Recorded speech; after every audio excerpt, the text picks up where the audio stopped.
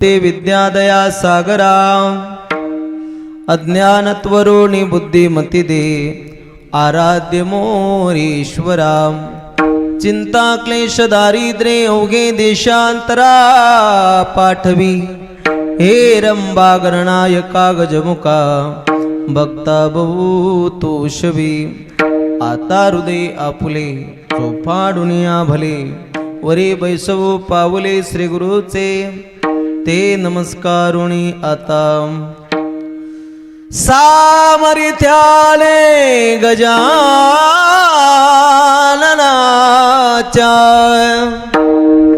सामर्थ्याने गजाननाच्या संकट जाईल माघारा गण गण गणात बोलते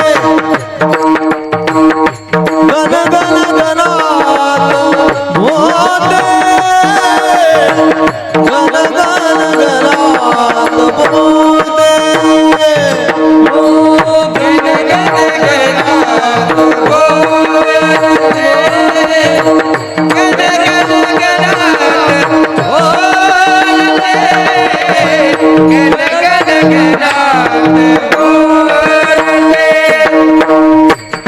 पदतिरिताचे प्राशन करिता पदतिरिताचे प्राशन करिता मुखी गणगवे आसु भो मुखी गणगवे मुखी गणगवे माया बाहुली गजा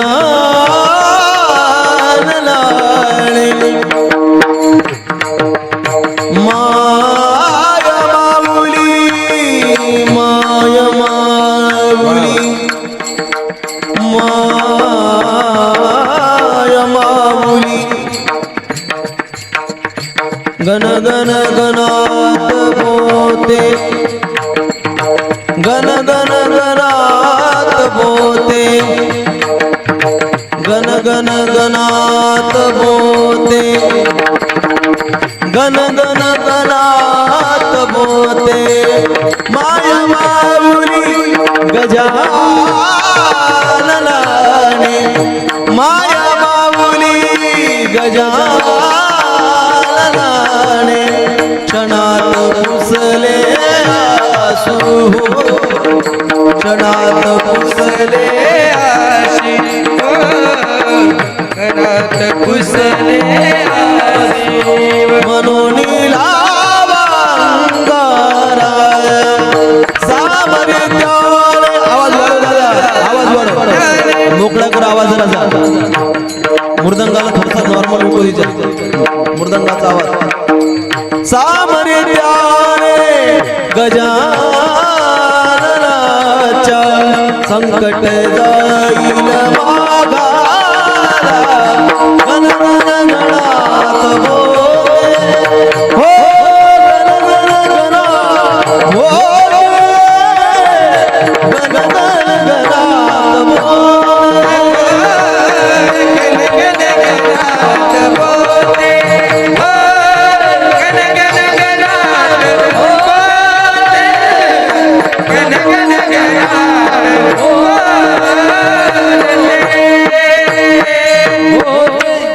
समर्थ श्री सद्गुरु गजानन महाराज की जय विठ्ठला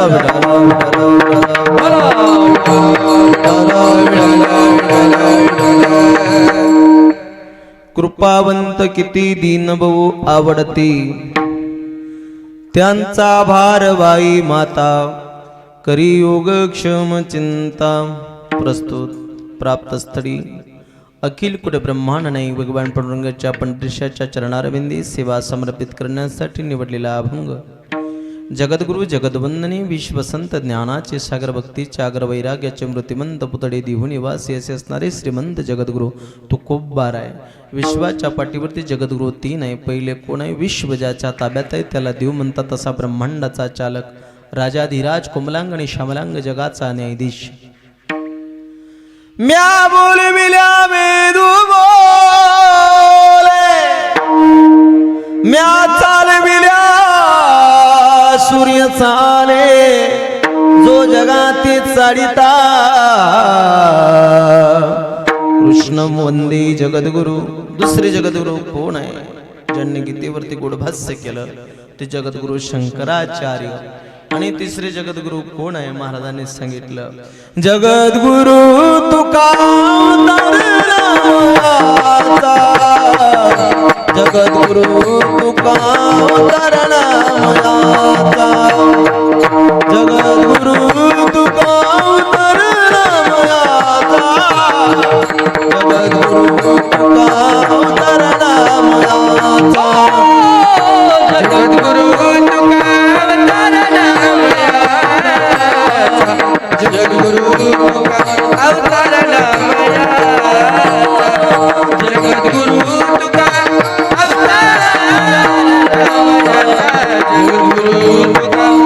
अवतारणामयाचा. संप्रदाय सकळाचा येतो निया, संप्रदाय सकळाचा येतो निया, संप्रदाय सकळाचा येतो निया.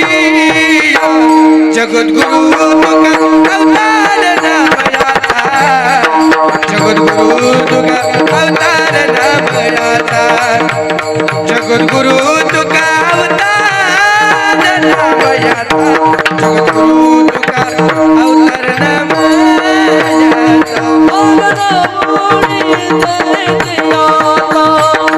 संप्रदाय सकळाचा येतो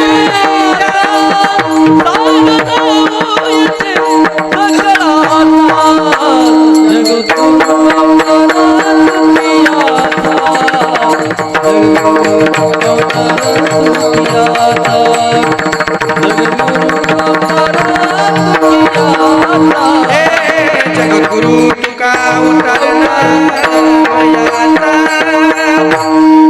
जगद्गुरु तुका अवतारणामयाचा, संप्रदाय सकळांचा येथूनिया. ज्ञानदेवे रचिला पाया, उभारिले देवालया, तुका झाला से कळस, भजन करा सावकाश.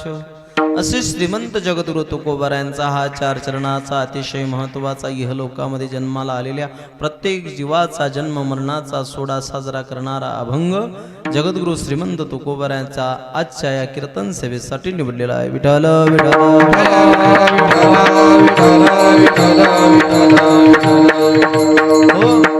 अभंगाचा भावार्थ आणि स्पष्टार्थ बोलण्याच्या अगोदर कारण ही सेवा किंवा निमित्ताने आहे. वक्त्याचं आद्य कर्तव्य होते या नात्यानं बोलायचं झालं तर ते असं. संतांच्या पदस्पर्शांना पुनीत आणि पावन झालेली ही भूमी संत भूमी, श्री क्षेत्र, श्री तीर्थक्षेत्र, गोकर्णेश्वर भगवान स्वस्थान दाभाडी या पवित्र अशा भूमीमध्ये चालत असलेला, सालाबाद प्रमाणे चालत असलेला अखंड श्रीमद भागवत ज्ञान यज्ञ सोहळा. पण या वर्षी भक्ती रौप्य महोत्सव सोहळा आहे. रौप्य महोत्सव सोहळा का? कारण या सप्ताहाला 25 वर्ष पूर्ण झाले. 25 वर्ष, 24 वर्ष होऊन गेले. 2 तप झाले आणि 3ऱ्या तपाकडे वाटचाल आहे. 2 तप पूर्ण झाले. 1 तप म्हणजे 12 वर्ष झाल्यानंतर 1 तप पूर्ण होतं. 24 वर्ष झाले म्हणजे 2 तप झाले. आणि हा 2 तपाच्या नंतर याला रौप्य महोत्सव म्हटला जातो. आणि या भक्ती रौप्य महोत्सव सोहळ्यामध्ये आपण हा पर्वकाळ आपल्या जीवनामध्ये साधला. या पर्वकाळामध्ये आणि या प्राणंगणामध्ये, या संतांच्या दरबारामध्ये, संतांच्या भूमीमध्ये तुम्ही आपण कथा श्रवण करीत आहात. आजचा या सप्ताहाचा पहिला दिवस आहे आणि या ठिकाणी श्रीमद भागवत कथेचं आयोजन समस्त आमच्या या बाबांनी, संपूर्ण गावकरी मंडळींनी तद्वत या कार्यक्रमासाठी फार मोठा सिंहाचा वाटा आणि फार मोठा एक म्हटलं तरी चालते की बाबा या कार्यक्रमाचं रोपट ज्यांनी लावलंय आमच्या आदरणीय परमपूज्य श्री शांतीराम बाबा. जीवनामध्ये साधना कोणाची असेल हे काही सांगता येत नाही. कोणाची कशी साधना असेल, कोणाची कशी उपासना असेल, हे काही सांगता येत नाही दादा. ते साधना आणि तप झाल्यानंतर त्याचं एक वैभव वेगळं निर्माण होते, अस्तित्व वेगळं निर्माण होते. आज या ठिकाणी आपल्याला हे अस्तित्व दिसतं, हे ऐश्वर्य दिसते, वैभव दिसते दादा. बघा, हे जे साम्राज्य दिसते, साम्राज्य दिसते, याच्या मागे साधना आहे, याच्या मागे तप आहे. कोणाची कशीच साधना असेल, कोणाचं कसं तप असेल, हे बोलता येत नाही.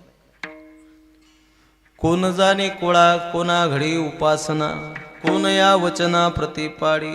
कोणाची उपासना कशी असेल, म्हणून आमच्या बाबांनी सर्वांना माहीत आहे 16 ते 17 वर्ष बाबांनी अन्नाचा त्याग केला. अन्नाचा त्याग केला जीवनामध्ये. जीवनामध्ये अन्नाचा त्याग, अनेक विकारांचा त्याग बाबांनी आपल्या जीवनातून दूर केला. ही साधना आहे. आणि बाबांच्या या आशीर्वादाने, मार्गदर्शनाखाली हा गोड असा सप्ताह चालू आहे श्रीमद भागवत कथेचं.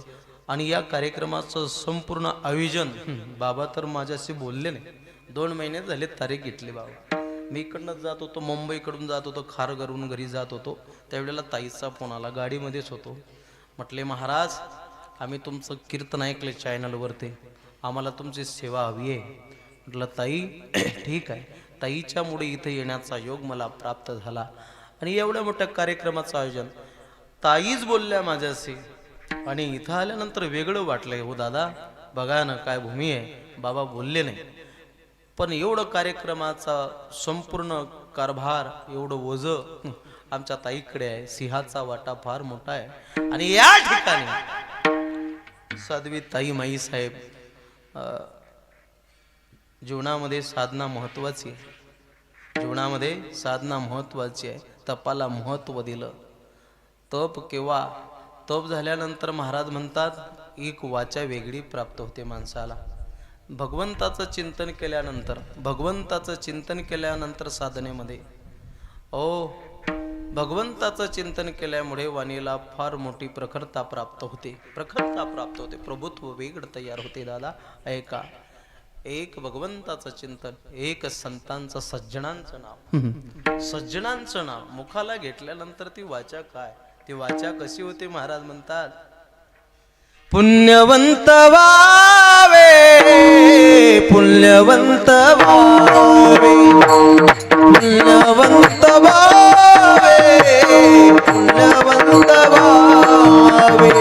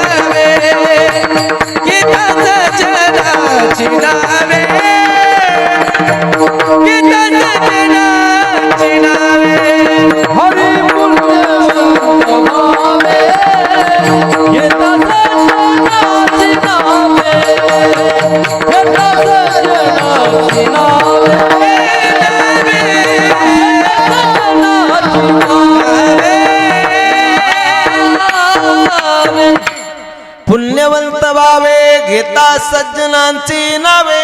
सज्जन म्हणजे संत आहे, सज्जन म्हणजे संत आहे.